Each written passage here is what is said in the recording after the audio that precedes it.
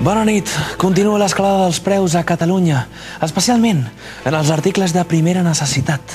Per exemple, saben quan val una sessió de raig UVA? Massa per la meva butxaca. Veurem altres devastadors efectes de la crisi econòmica més endavant. El passat dia 5 va ser l'aniversari del rei Joan Carles. Va celebrar els 70. A mi també m'agrada molt celebrar els 70.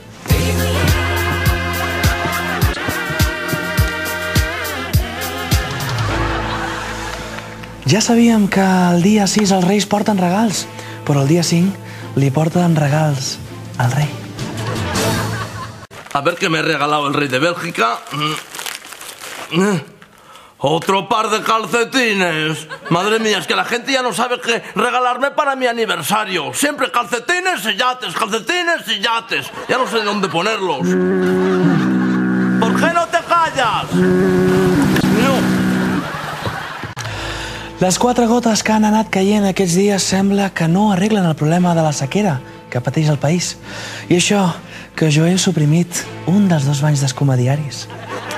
Lluís Llach ha decidit tornar a la música en actiu per conscienciar la gent sobre el drama de la sequera.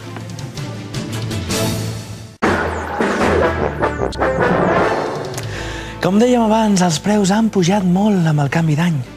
No només el preu de la sessió d'UVA, sinó que hi ha molts productes de primera necessitat que s'han encarit moltíssim. Aquí en tenim alguns. La colònia Brumel ha pujat un 5%. La raqueta de pàdel ha pujat un 3%.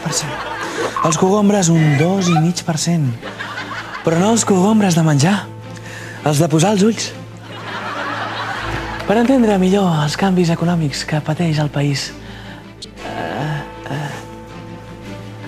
Sí, per entendre millor els canvis econòmics que pateix el país, hem volgut contactar amb el reconegut economista ultraliberal, Xavier Soler Marín. La culpa de la inflació és de la gent, que no compra prou amb l'excusa dels salaris baixos. El que cal fer és fotre 1 milió de tios al carrer perquè els altres comprin més i l'economia rutlli. El que no pot ser és que la gent visqui bé i l'economia vagi malament. Ah, i hi ha d'haver pobres, perquè si s'extingeixen seria un desastre ecològic, com el de les balenes. José, porta'm l'americana groga. Si està eixugant, senyor. No ets competitiu, al carrer!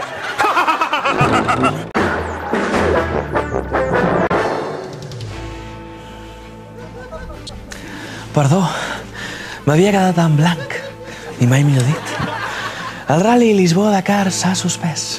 Els organitzadors han estat buscant algun lloc alternatiu per fer-ho. Els requisits eren que hi plogués poc, que hi hagués tota mena d'obstacles i que hi estigués situat en una zona subdesenvolupada.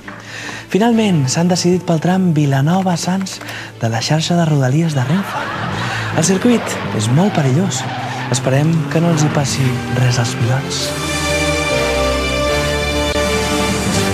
Dia de manifestacions avui a Barcelona. Els actors catalans han sortit al carrer per demanar un conveni just.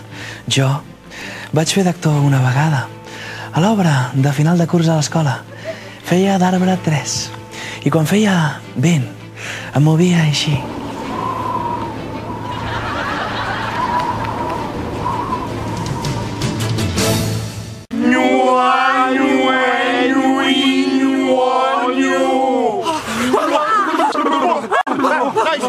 Nois, vinga, va, passem text. Sí? Vinga, va. Va. 3, 2, 1... Per un conveni just! Per un conveni just! A veure, un moment. És el text, que no me'l sento meu. Podem canviar just per de justícia? Jo crec, perdoneu que us ho digui, sí, però jo crec que quan diem conveni ens falta força. Potser ens ajudaria alguna cosa en llenguatge corporal. Sí! Una cosa com... Vinga, va, sí, ho provem? Vinga, va, des de dalt, Nois, molta merda. Per un conveni just de justícia! Molt millor!